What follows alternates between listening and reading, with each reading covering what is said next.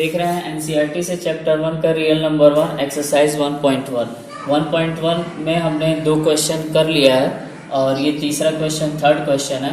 आपको पिछले वीडियो अगर देखे आप वीडियो देखेंगे पिछले वीडियो में आपको मिल जाएगा। अब थर्ड क्वेश्चन देखिए क्या कह रहा है, using find the HCF of using division algorithm. Division algorithm use करके आपको इसका एचसीएफ फाइंड करना है। तो हम क्या करते हैं, सॉल्यूशन इसका देखते हैं। सॉल्यूशन में हम क्या करते हैं, पहले चेक करते हैं नंबर को, कौन सा नंबर ग्रेटर है स्मॉलर है, यानी छोटा और बड़ा चेक करेंगे। तो आप देखेंगे कि ये वाली जो वैल्यू है वो क्या है, बड़ी है, और ये वाली वैल्यू कैसी है, छोटी है। तो ये क्यों चेक किया जाता है, इस वजह से चेक किया जाता है कि जब आप डिवाइड करेंगे तो जो छोटी वाली वैल्यू है उससे बड़ी वाली वैल्यू से डिवाइड करें, यानी कि ग्रेटर जो स्मॉल वैल्यू है उससे आप ग्रेटर वैल्यू में डिवाइड करेंगे। तो इस तरीके से आप डिवाइड करेंगे। तो डिवाइड करके देखिए आपको क्या मिलेगा, 2, 2, 5, 8, 6, 7। जब आप डिवाइड करेंगे तो आपको देखने को मिलेगा। और जब आप देखेंगे तो क्या होगा, आप डिवाइड करिए तो 3 टाइम्स में डिवाइड इसका जाएगा। तो 2 5 ज़ा 15, 2 2 ज़ा 6 एंड 7 और 2 3 ज़ा 6, ये हो गया आपको। फिर आप क्या कर लेंगे, डिवाइड देखिए। अब 4 टाइम्स में इस वजह से नहीं कर पाएंगे कि 22 4 ज़ा क्या हो जाता है 88। तो यहाँ 67 है तो हो नहीं पाएगा, यहाँ से आप माइनस कर लीजिए। तो ये हो जाएगा 7 माइनस ये 2 हो जाएगा आपका 6 माइनस होगा नहीं 16 और माइनस ये 9 हो जाएगा। 9 and 7 16 होता है, यहाँ आ गया 7, ये हो जाएगा आपका 1। ये देखिए इससे लेस है, इसका मतलब कि आपका डिवाइड ट्रू है। तो हम क्या लिखते हैं यहाँ पे, फिर यहाँ जैसे यहाँ लिखते हैं कंसीडर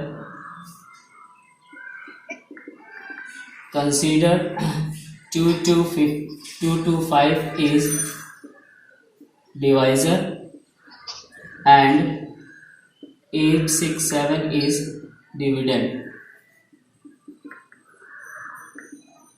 और फिर उसके बाद से क्या लिखेंगे, according to Euclid division algorithm. ठीक है, ये लिखना जरूरी है, जब आप करेंगे तो अभी आपको समझ में आ जाएगा कि ये यूक्लिड डिवीजन एल्गोरिथम है। अब क्या करते हैं, इसी डिवाइड को हम कैसे लिखते हैं, 8 6 7 is equal to 2 2 5 into 3 plus 192। क्यों ऐसा हुआ आपको पता है, आपने पढ़ा है dividend is equal to divisor into quotient plus remainder, यही हमने यहाँ पे लगाया है।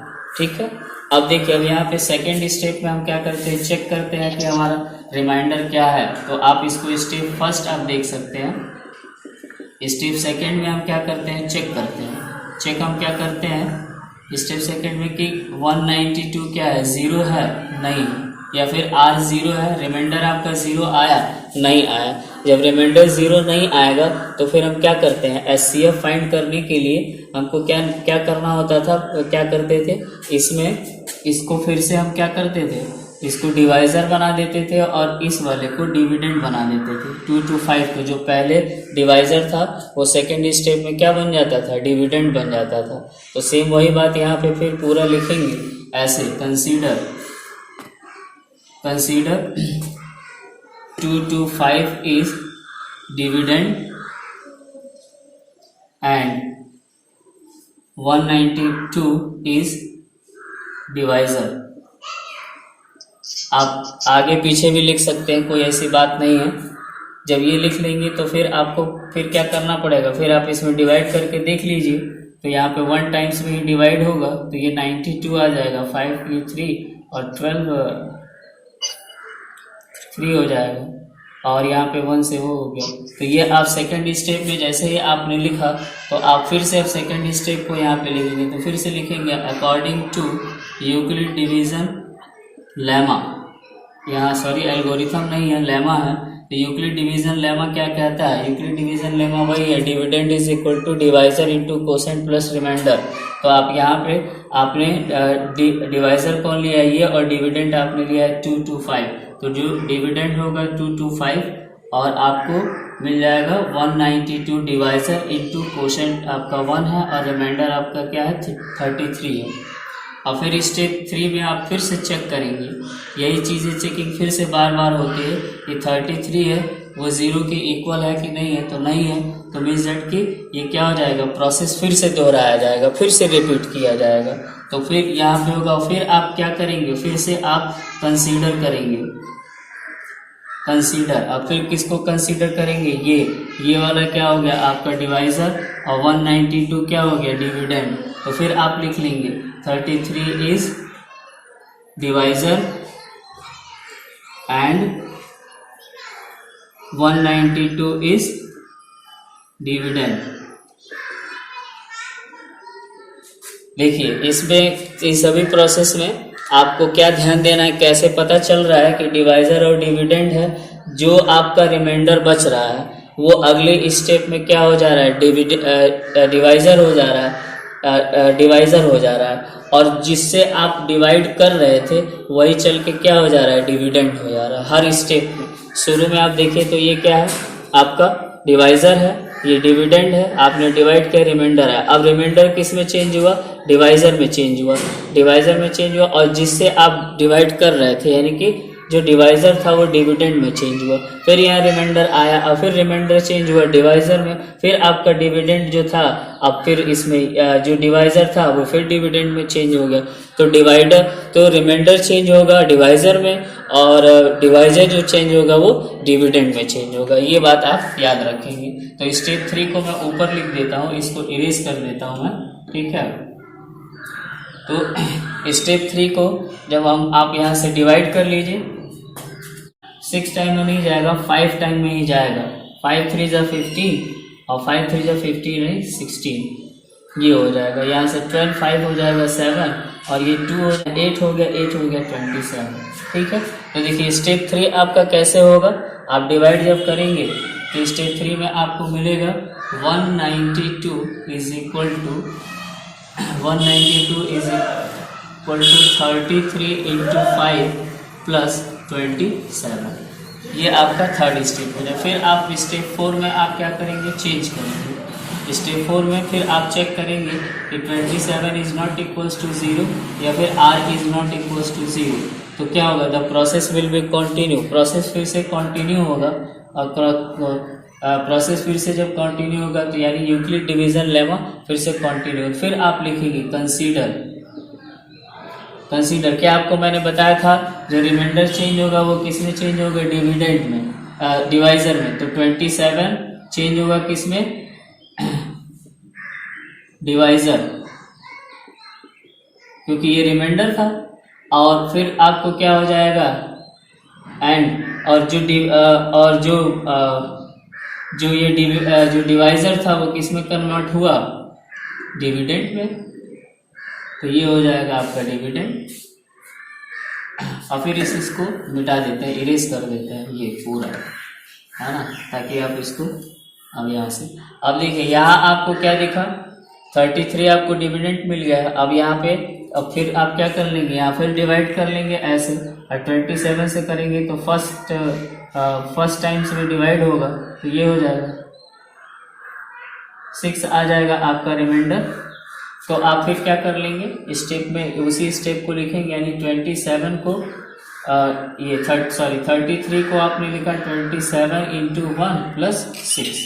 फिर यहाँ आप चेक करेंगे क्या, स्टेप 5 में आप देखेंगे, स्टेप 4 5 ऐसे आप लिख सकते हैं, स्टेप 4 एंड स्टेप 5 कैसे भी लिख लीजिए, कोई फर्क नहीं पड़ता है। तो फिर यहाँ चेक करेंगे 6 इज इक्वल टू 0 नहीं, r is not equal to 0 नहीं, सेम फिर से वही कंसीडर, और फिर किसको करेंगे 27। अब यहाँ पे क्या है, 27 क्या हो जाएगा डिविडेंड, और 6 क्या हो जाएगा आपका डिवाइजर। तो ये हो जाएगा 6 is divisor and 27 is dividend. अब डिवाइजर हो गया और डिविडेंड हो गया, तो फिर आप डिवाइड करेंगे। तो डिवाइड करेंगे तो आपको लिखना किसको है, 27 को। देखिए ये वाली वैल्यू यहाँ आ रही है, किसके टर्म्स में लिखना है, 6 के टर्म्स। अब यहाँ थोड़ा डायरेक्ट करने की कोशिश कर रहा है, तो ठीक है। अच्छा 4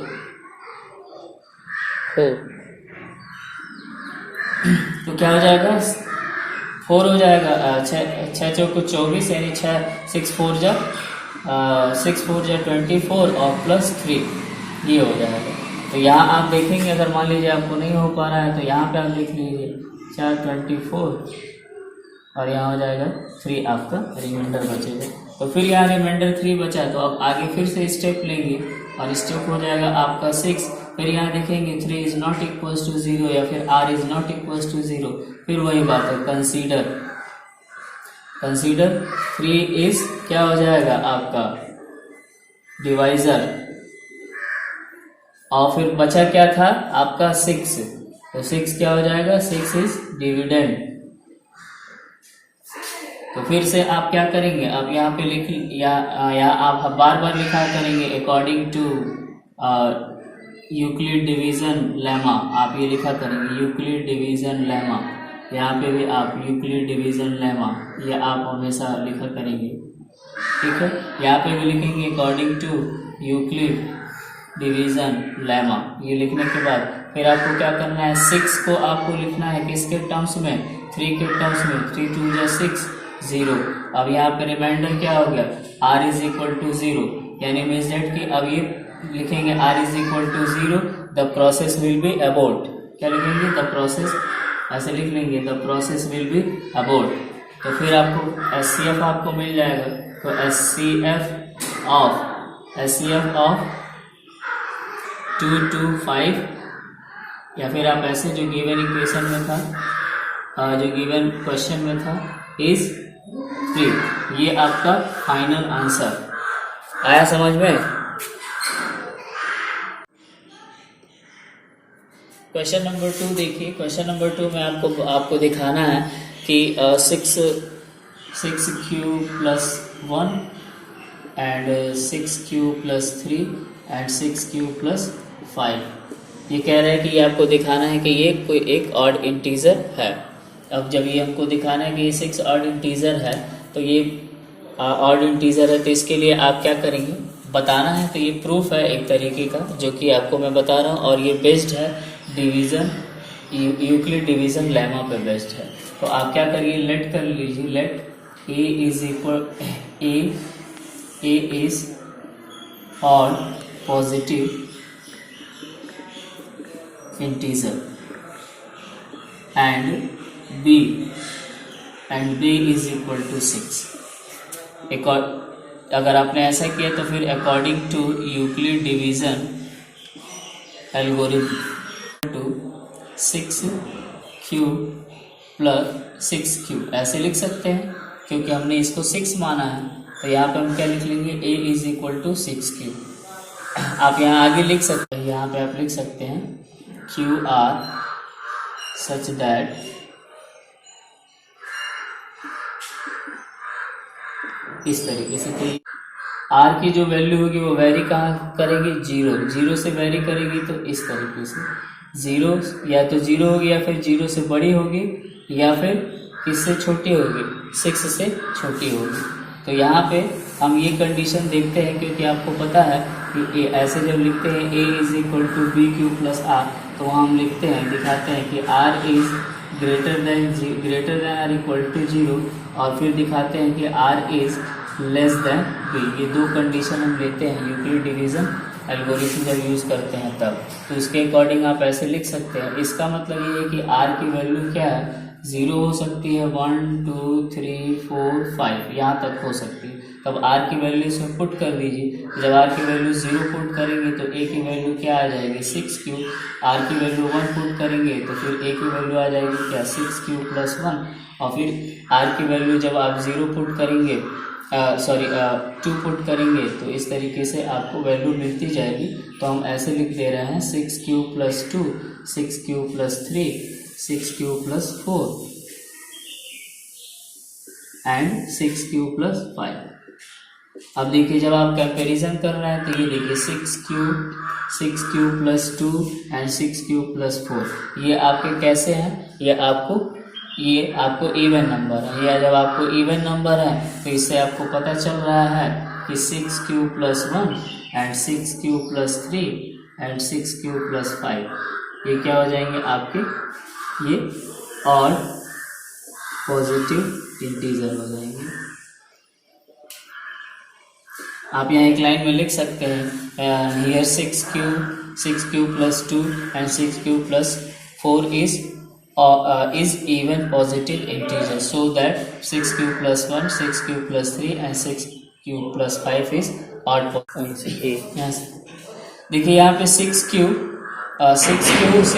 प्लस 2, 6q प्लस 4, ये क्या है आपके इवन है। क्यों इवन है? क्योंकि 2 का मल्टीपल ये भी है, 2 का मल्टीपल ये, और रिमाइंडर भी 2 का मल्टीपल है, ये भी 2 का मल्टीपल है, ये भी 2 का मल्टीपल है। तो जो 2 के मल्टीपल्स होते हैं वो आपको इवन कहते हैं। तो आप यहाँ लिख सकते हैं where 6q plus 2, 6q plus 4 is even number, so जो रिमेनिंग बचा हुआ है आपका 6q plus 1, 6q plus 3 and 6q plus 5 odd positive integer. तो ये आपको एक तरीके का प्रूफ है, छोटा सा प्रूफ है जो कि आप क्वेश्चन नंबर 3 में देखिए। क्वेश्चन नंबर 3 जब आप पढ़ेंगे तो बटालियन वाला क्वेश्चन है। उस क्वेश्चन में आपको देखेंगे तो ये 616 और 32, इसका क्या निकालना है? आपको SCF निकालना है। तो इसका जब SCF निकालेंगे तो किसके थ्रू निकालेंगे? आपको यूज क्या करना है? Euclid division algorithm, Euclid division algorithm के थ्रू यूज करना है। और इसमें स्टेप फर्स्ट में आपको क्या यूज करना है? यूक्लिड डिवीजन लेमा आप यूज करेंगे। और फिर उसके बाद से सेकंड स्टेप में आप क्या करते हैं? रिमाइंडर चेंज करते हैं, remainder is not equals to 0। तो थर्ड स्टेप क्या हो जाता है आपका? फिर से कंटिन्यू हो जाएगा। और फिर उसके बाद से फिर यहाँ आप चेक करेंगे इज नॉट इक्वल्स टू 0, तो फिर आपको मिल जाएगा ये। इन केस अगर आपको ऐसा मिल जाता है r इज इक्वल टू 0 तो इस स्टेप को क्या करेंगे? आप अवॉइड कर देंगे। और यहीं से जो 4 स्टेप में जो मिलेगा आपको, वहीं से आपको क्या मिल जाएगा? SCF आपको मिल जाएगा। ठीक है, तो आप इसका SCF देख सकते हैं। देखने से आपको लगेगा कि भाई SCF कुछ आपको है, बस ये 32 दिख रहा है और ये दिख रहा है, तो आप अंदाजा लगा चुके होंगे कि हाँ क्या इसका SCF होना चाहिए। यानी कि जो ऐसा SCF का मतलब ये है कि एक ही टेबल में दोनों ही आने चाहिए। तो ये देख रहे हैं 16 इधर है, 32 इधर है। अब ये नंबर किससे डिवाइड हो रहा है? 4 से भी डिवाइड हो रहा है और 8 से भी डिवाइड हो रहा है। और किससे भी डिवाइड हो रहा है? 16 से होगा। आप चेक करके देखिएगा 16 से होगा कि नहीं होगा। ये तो हो रहा है, इसको आप चेक करके देख लीजिएगा कि 16 से होगा कि नहीं। तो जैसे भी जो भी आपको मिलता जाएगा 32 से भी आप चेक करके देखिएगा दोनों डिवाइड होंगे कि नहीं। अब जो भी इसमें होगा वो सबसे हाईएस्ट जो आपको मिलेगा वही हो जाएगा। तो मुझे लग रहा है कि 8 जो है वो सबसे हाईएस्ट है, ये जो कि हाईएस्ट है क्योंकि ये 8 से ये भी डिवाइड होगा, 8 से ये भी डिवाइड होगा। इस वजह से आपका इसका SCF क्या मिल जाएगा? 8 मिल जाएगा। आप इसको करेंगे, देखेंगे कि ये क्वेश्चन क्या है, ये जो मैंने आपको बताया है 8 ये सही है कि नहीं सही है। उसके हिसाब से कुछ आप भी प्रैक्टिस करते रहेंगे तो आपको भी क्वेश्चंस आएंगे। नहीं अगर आपको आता है तो आप कहेंगे मैं इसका सॉल्यूशन आपको वीडियो में डाल दूंगा।